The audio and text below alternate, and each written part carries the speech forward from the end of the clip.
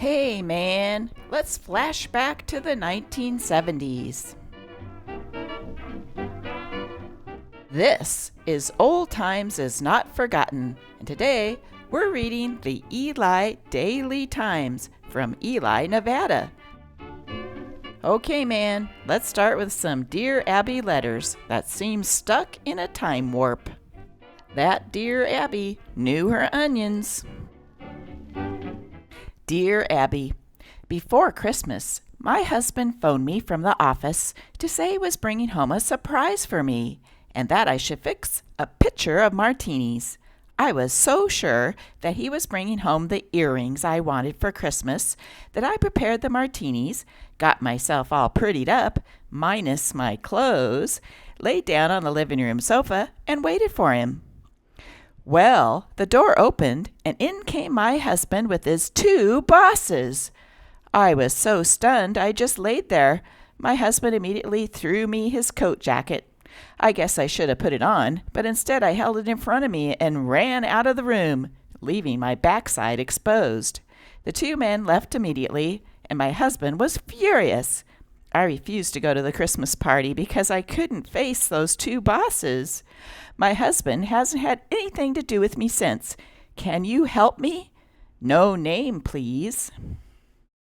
Dear No Name, you have more reason to be furious with your husband than he has to be furious with you. If that's the worst surprise a husband ever has when he comes home from work, he's lucky. I think you should both forget it. Dear Abby, a bunch of us in the office were talking about what it takes for a man to survive, and our office know-it-all said he had heard about a nifty set of survival rules, but he couldn't remember any. We all agreed that if anyone could help us, it was you. Can you? The Lunch Bunch. Dear Bunch, I've never seen any survival rules, but I'll submit mine. Don't order seafood in a restaurant that has dirty menus. Never romance a woman who has more problems than you have. Don't tell a redhead you love her unless you intend to marry her. And don't open unless you have Jacks or better. Dear Abby, I'm a 19-year-old girl with a good reputation. I've never been in any kind of trouble and never gave my mother any reason to mistrust me. My problem is that my mother will not allow me to date any boys who drive a van-type vehicle. I think it's ridiculous and unfair to assume that a girl is safer with a guy who drives an ordinary type car than one who drives a van. I know several guys who would date me, but I can't go out with them. How can I convince my mother that she is wrong? She reads your column and thinks you give good advice. Signed, Not Allowed.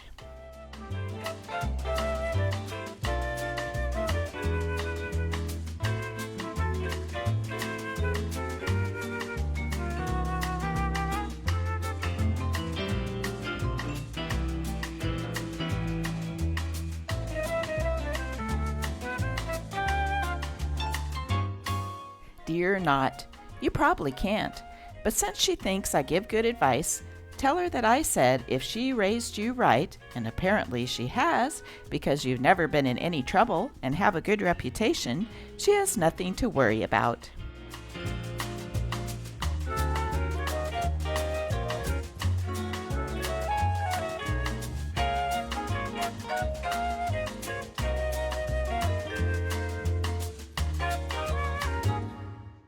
Dear Abby, about Bob's mom, who was in the middle because her son excused his long hair by saying Jesus had long hair and a beard.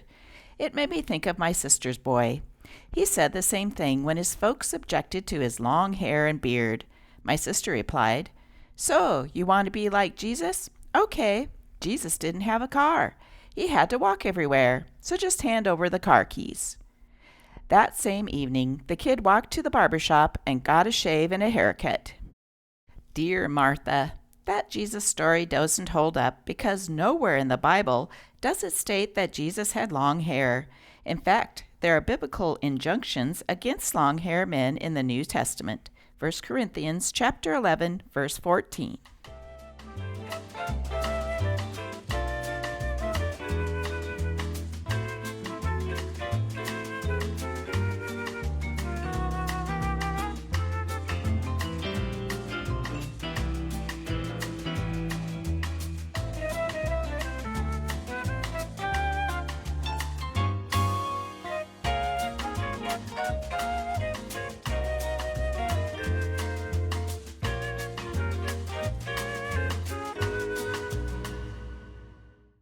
All the Marbles, Las Vegas, Nevada. That was a championship fight, man. That was all the marbles. A dejected Ron Lyle said Friday night after losing to heavyweight champion Muhammad Ali. Lyle, who'd been leading on 2 of the official cards going into the 11th round, said he felt referee Fred Hernandez should not have stopped the fight. "Do I look tired?" Lyle asked the newsman after he showed up several minutes late for the post-fight news conference. Lyle's handlers apparently had to talk him into making the appearance. "I got hit with a right and a left hook," he said. "I dropped my hands and I wasn't far enough away," Lyle said of his mistakes. In fact, Lyle got hit about 35 punches in the 11th round and was helpless as Ali pounded him continuously. At the Central Theater in Ely, Nevada in the 70s was What's Up, Doc? Now playing through Sunday. Ryan O'Neal and Barbara Streisand. Ooh, it was held over. Adults, $2.50. Students, $2. And children, only $1. Or you could watch Mel Brooks' Blazing Saddles from the people who gave you the jazz singer? Actress Angie Dickinson was big in the 70s. Here's an advertisement to watch her in Big Bad Mama.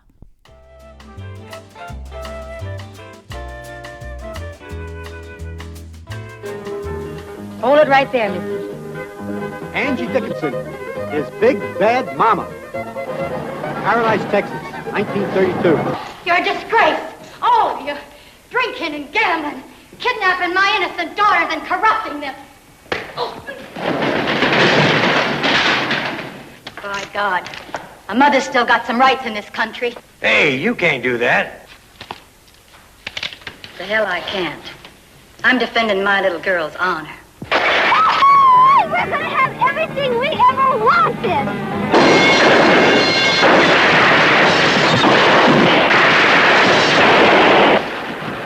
Get the money!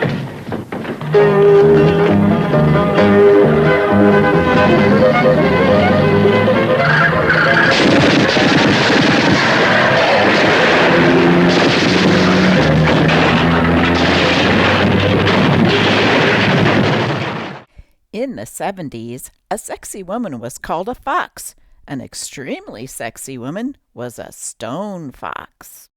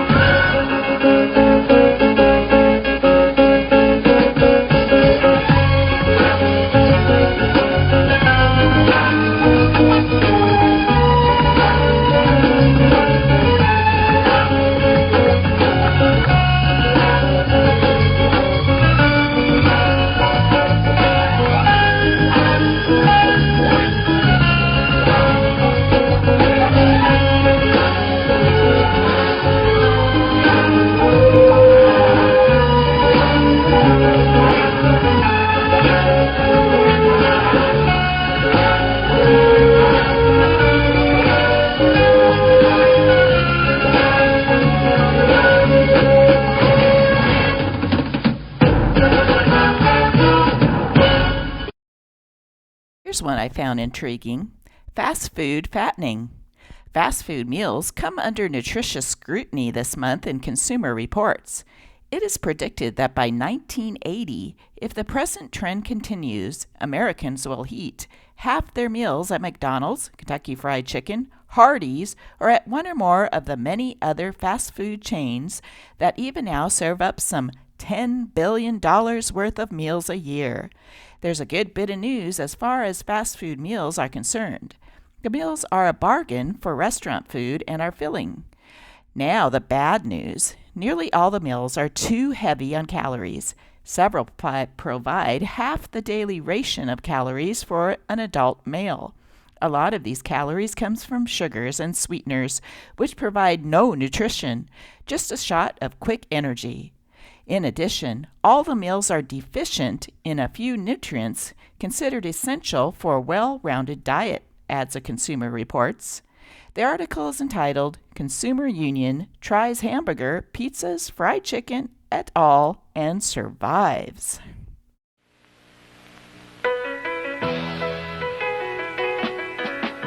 Get yourself ready for a trip through McDonald's land. It was a gloomy day in McDonald land.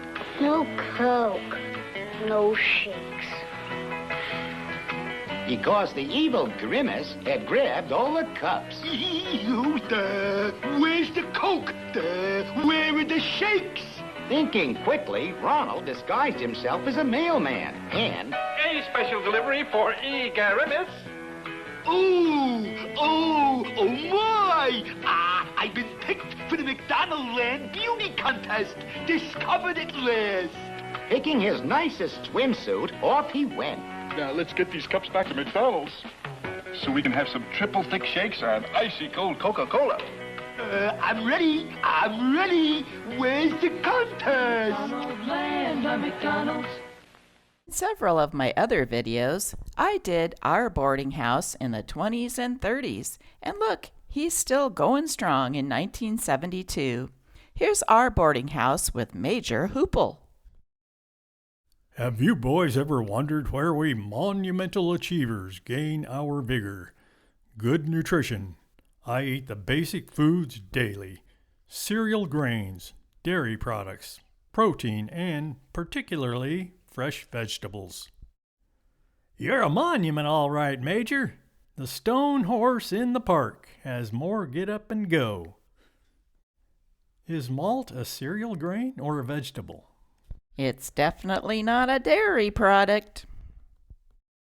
Home security. The following home protection tip is presented by your local law enforcement agencies. Don't hide key outside the door, under mats, flower pots, over moldings, etc. If you can hide it, a burglar can find it. If you want extra key nearby, leave one with a trusted neighbor. We'll end today's video with 1970s automobiles and their prices. I bet you wish you could get them for this price today. Spring specials. 71 Ford Galaxy 500 two-door hardtop. 351 engine, vinyl top, factory air conditioned, pale blue color, beautiful car, $3,195. 1970 Chrysler Newport sedan, 383 engine, factory air conditioned. This is one of the cleanest you'll find, $2,295. 1971 Mercury Comet, two-door sedan, 7,700 miles, big 6 engine with automatic transmission, only $2,295. Thanks, man, for joining me to this flashback to the 1970s. I'll end this video with a funny story about doing the hustle from Jimmy Stewart in honor of Angie Dickinson. Hello, Angie. Right. I'm here tonight not only to pay tribute to this pretty young lady, but also to apologize to her. I'm sorry. You see, the last time I saw Angie was over a year ago, and it was at a Hollywood dinner dance. As a matter of fact, it was the Golden Globes Award. Angie won one of them, which was appropriate. She was sitting next to me, and the band was playing this kind of deafening raucous and roll music. And the raucous and roll?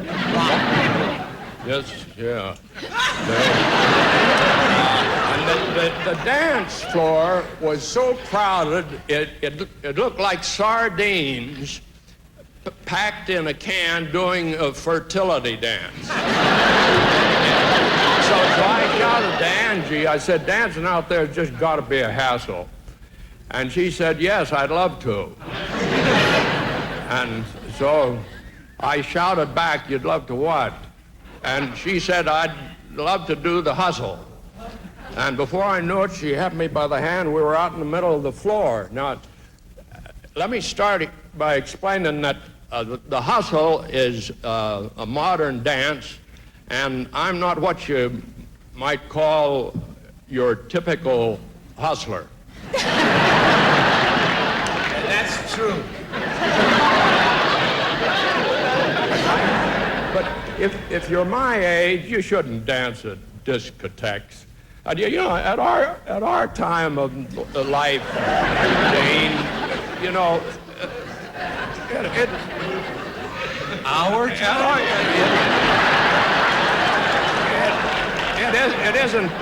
It isn't really dancing, you know. It's just committing suicide, one joint at a time. Don't you think so? Well, it depends on which joints you go to. Yes, it depends on that. They had a live young band at this dance that I was with Angie. It's named Dow Jones and his Industrial Averages.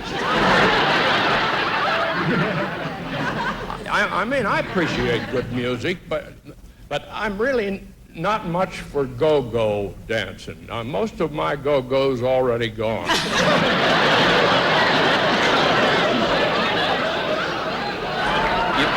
You see, this thing about the hustle is you start out facing your partner, and then you shuffle back and away a couple of steps, and then you turn, and then you shuffle back and away again, and then you turn, and so forth. Well, I've got a rotten sense of direction, and that night I remember I did a shuffle. And I found myself shuffling it again and backing away. And then I found I was alone. I was outside in the parking lot. I forgot to get them to stamp my hand.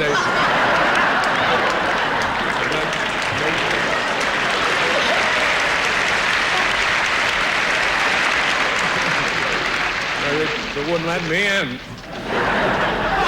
So I went home. But tonight, Angie, I just finally like to thank you for that dance. It was awful nice, and next time I'll bring my Arthur Murray Foxtrot chart.